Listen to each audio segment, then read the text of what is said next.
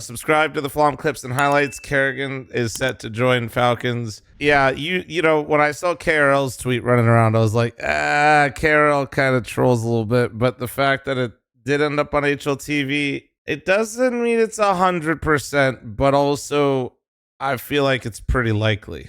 My initial thoughts, I guess, are everybody's going to say this part, which I think is true, but it's not like everything, which is this is probably the only IGL that actually makes sense for Falcons to make a move on. The way that Karrigan calls, the way that Falcons is kind of built, this is what everybody's going to say. You know, his loose play calling and how he gives more power to the individuals to make choices. It will be a good fit for Falcons, which I agree with. I agree with that. I do. I think, though, there's another aspect to this, and I'm curious what people will think. This is really more so how I feel about things. I think that if it doesn't go incredibly well immediately, I think this will do, I don't want to get too grand, but I think this will end incredibly poorly if they do not come out guns blazing. I actually don't think this is a project that builds into something better. I think this is a project where all the pieces either will come together and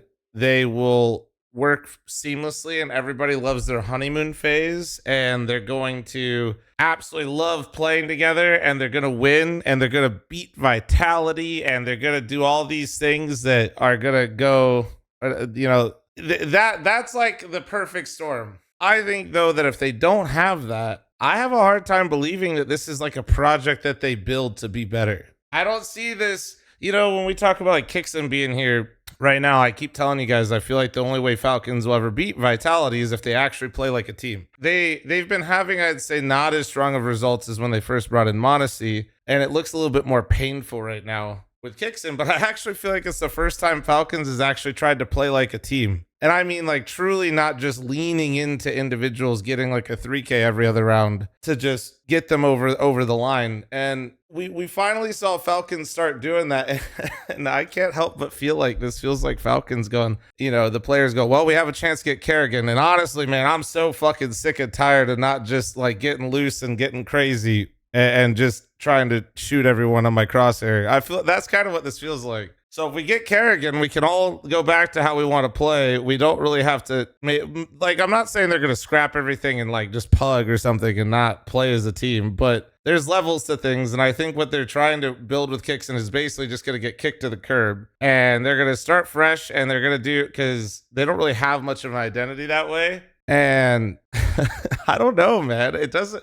Like I said, I just feel like it's gonna have to start so strong for this to actually go well. Because another criticism that I have for Falcons isn't that they struggle with team play, and that's why they can't really, everybody mentions the blast time that they beat them with a stand-in in a studio event for the first tournament of the fucking year. Like, it was something that was impressive. Like, they didn't choke multiple finals against Vitality. I think that Monacy and Nico in their career, when they've been teamed up together, when they have high levels of expectations, have really struggled with it. And that's all Falcons has. And I say this as a Karrigan Glazer, I think Karrigan does too. I think Karrigan actually struggles a lot with that. I think Karrigan in his career has had much of his success when they've had different stand-ins and they've brought in different like players at different times. And they get to go on these runs. Like, I feel like you're actually kind of, that's why I say it has to go so well off the bat, because I actually think both these, Karrigan merging with this core and these players, I think it could go really, really, really, really fucking bad if they don't have initial success. And when that pressure starts to mount, and Karrigan coming in with Falcons doesn't make less pressure, it creates way more. Are you fucking kidding me? Like, everybody's gonna, like, this is the perfect IGL with the system that you wanted. His play calling supposed to be the one that enables individuals, that's supposed to have all these guys pop off. It's fucking crazy, man. It's gonna just be an insane amount of pressure on the squad to be good. Well, that's the other thing, is like, how do you quantify success with this roster? I mean, at least a major. I mean, if they don't get a major, if Nico does not get his major now, bit grand, but I don't see it happening until maybe one day, Nico under Karrigan, despite Karrigan getting removed last time they played together. Maybe that helps Nico become an IGL, but like success for this team is quantified in majors.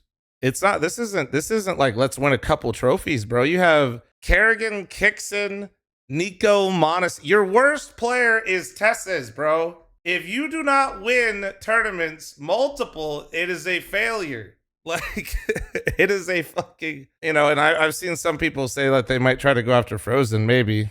That would be interesting. We'll have to wait and see, but if it doesn't matter, like, I like Frozen, by the way, but I'm just saying, this is the success for this team is quantified only in trophies. There is no second place. And you're walking into Vitality's era where Falcons has only gotten worse, and Karrigan took his team into the depths of VRS and missed a major after a Cinderella run. So there's going to be a lot of pressure on this team, man. Like I said, I think a lot of people are going to look at this like, oh, this is the perfect fit. I almost feel like it's turning me into a hater because I just see so many things that I feel like they're going to bring out the worst in each other potentially. Oh, man. And then bring it in. I don't want Karrigan to crash and burn on Falcons, and that's all I remember him by. It won't be, but it'll feel that way for a while. So I think it should, when you go with the calling style, this should work. It should be, there's no excuses. There's no one more star, even though that's all we're going to type if they lose a game. This is it, man. If you don't fucking make this work, like, Jesus Christ. Like that, I feel like it doesn't just, like, it makes all of them look bad. It may be not Kioske because he's still so new in his career, but man, you better be going toe to toe with Vitality, because if not, man, I don't. What are we doing with this roster if not trying to win trophies? If you're not trying to create a Vitality level era, like what are you doing with all these names? And yeah, I just see a world where maybe the glass half full is if it doesn't go well, this is what finally gets Nico to maybe take over the IGL role. But I think it can be good if they get the perfect storm. They could be a team that takes on Vitality. I'm not even going to say beat. I'm just going to say take them on, like, consistently, and people will bring on other games. They have faded, in my opinion, away while Vitality is only maintained or gotten better when you look at the bulk of the schedule. And this is it. Like, this is where, like, it's just going to change how people feel about a lot of these players, I think, in their careers, or reinforce. Can you imagine if they don't get a major, don't win any trophies with this team? I mean, what the fuck are we talking about? God damn. And,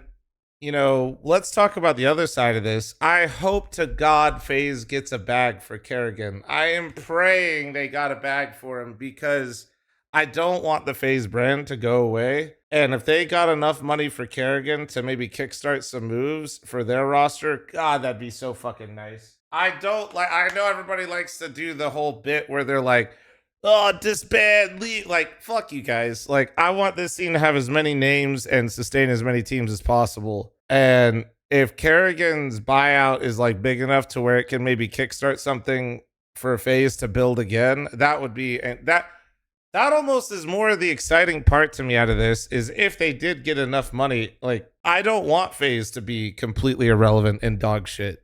Like, I know it's the internet, and that's like kind of actually unpopular to not completely just prey on everyone's downfall, but I would like to see FaZe be able to rebuild and build something new. And this project clearly was cooked. And I do think that there's a lot of blame to be had, because this will mark the end of Karrigan FaZe, which was kind of an era in itself for that roster. That isn't like the same FaZe, not my FaZe. That's not my FaZe esports. But this gives them also a chance to build something else, right? Like, and that to me is exciting. Is it sad that we don't have Karrigan or Rain right there anymore? Or, there's been some legendary FaZe rosters over time. This kind of marks the end of Karrigan FaZe era, and hopefully it's a way for them to rebuild. It would be nice to see. It would be incredibly nice to see. I don't want them to go away.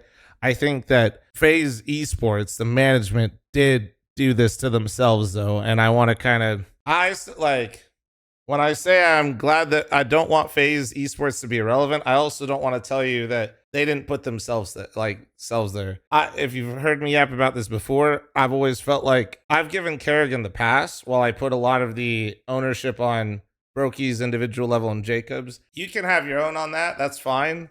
But when you have the individual level that Brokey was putting out, and I think Jacob's in his Zway position where it's just really not the right fit or the right time, and they didn't do a good job of helping him. I think this is where hopefully they can just scrap it, start anew, because I think the management just fucking missed. They rode way too high off of a couple major runs and were way too content. And I'm just hoping this is kind of the wake-up call. To just be like, what's a good analogy for what FaZe did? To me, the way I view their management and what they did is they were too content with like these runs that weren't real. Like anybody, if you're fans of the team, we called it FaZe Magic for a long time, but really they were just major merchants, you know? And that's fine, but I don't think that was ever their goal. And that's not the type of players that they had on their team. It always kind of felt like an underachievement based on how they were at different points in time. So I don't really have a great analogy right now for this, but I just think they were too content with a couple runs a year for the type of players and teams they wanted to have. So, I was talking a lot about Falcons, but there is, the FaZe equation in this move, and we'll probably never get a firm, real number on what the buyout is. Like I said, I just hope it's significant enough to maintain FaZe and maybe allow them to make more moves and just like maybe do just like restart, like really just be bold right now. That's really what I hope they do. I don't know. I'm not saying they need to blow up their VRS necessarily, but you got 2 events coming up. You're gonna, if you don't make a run in these events, you're gonna be, they're right in front of me. If you don't maintain your VRS in some way in these next 2 events coming up, you're actually only losing more as we get further away from the Budapest major. Do you want to blow up this VRS? Probably not, but also if you just bomb out at the next 2 tournaments, it might not matter. That's just the truth. That might not matter. Maybe, and this is where, if you guys I haven't dropped a video on this, so if you get a lot of your information from me just yapping all the time, and we've kind of blended this up, but I don't mind. I'm just making more work for Gatler. There was rumors that fl0m would be leaving FaZe to different teams. If they were to sell Karrigan and fl0m, that could be enough to lay the groundwork for something new. It might not be as exciting to us initially. It might not have some names that you're familiar with, whatever that is. But if that is the route that they go, I just hope they're incredibly aggressive about it. Like, don't do the thing where, like, what I don't want FaZe to do is don't sell off Karrigan, then keep fl0m, Twist, Brokey, Jacob, and then just try to bring in another IGL. You're just in this weird, like, commit to like an actual vision. Like before I get trying to ride out this roster. I didn't agree with it after the major, but I still I didn't agree with it, but I still understood why they were doing it. If you're dropping Karrigan, I think it's time to just start being incredibly aggressive with your players. And pick of it. Are you gonna go after an academy team? Are you going to try to pick up players like 100 Thieves? Just do something that actually has a unified vision, because you're really starting to look like the Liquid roster. And that's not good. The Liquid problem, where you're grasping at straws and just trying to make one move, where you're all you're doing is blowing up your anything or any sense of a core, and you're just like putting one thing on there and hoping it all magically comes together. FaZe, don't enter that arc. Please listen to me. I am not a smart person. I'm just saying, try to commit to a vision. And I think it'd be incredibly beneficial. And your time is pretty much up now with that. The time starts now, rather, if you're going to drop Karrigan. I'm not some genius. I just think that I've just seen this before. It's not that I'm so smart. It's that I feel like when I'm seeing similar things to other teams before. I think Perfect Storm, to keep it concise and wrap it up again for you guys in a pretty bow. Perfect Storm, this roster could be good. I personally think that the Falcons roster and Nico Monesi rosters in the past have struggled with expectations, and they've struggled to build foundations with any IGL. And the glass half full, or the cope for that, is maybe they had they had like the Alexi B that maybe is too much, or they had Hooksy that's too much, but he turned himself into a human flashbang for you that you drop. Kicks in doesn't work. All these IGLs are the problem, and not what they're doing. And if it's not Karrigan as the solution, then I think at some point, maybe we should consider that it's not the IGLs. I think the expectations get to their cores. I think that they've struggled with pressure, not just on Falcons, but on G2 previously. And I think Karrigan's actually had the same. I think Karrigan's had a great career, and he's one of my favorite IGLs, and he's probably one of my best IGLs if I had to make a list. But he's struggled the same things in his career, and he's had some great pop-offs with stand-ins, and when you remove that pressure and that valve releases, he seems to do a lot better. So if they don't have that initial perfect storm, man, I think over time this roster could actually end up worse than what they are now, not better. We'll see. We'll see. But there's definitely no fucking excuse anymore. I swear to God, if I see somebody actually give me an excuse about why Falcons can't win, I will fucking, I'm just gonna, I'm gonna throw a PC into the fucking ocean. There is no fucking excuse, bro. There is none. Like, you can't tell me you need a different IGL. You can't tell me you need one more star. You can't, no, fuck you. Your ass. Your ass, you're a choker, and you can't win shit. And you got paid way too fucking much. Like, goddamn. There was no excuse with Kixon. No, there's not, but they built up one over time. What do you mean, Teslas is the problem? Mods, take his RAM in the YouTube chat right now. Take his goddamn RAM. Well, I guess let me know in the comments below if you think this roster is actually going to succeed, or if you think it'll crash and burn in a insane way. This could be the Phoenix rebirth of Nico as IGL. This could be it. This roster just completely fucking tanks, and then Nico emerges out of the fucking flames, dude. He becomes the leader he was always meant to be.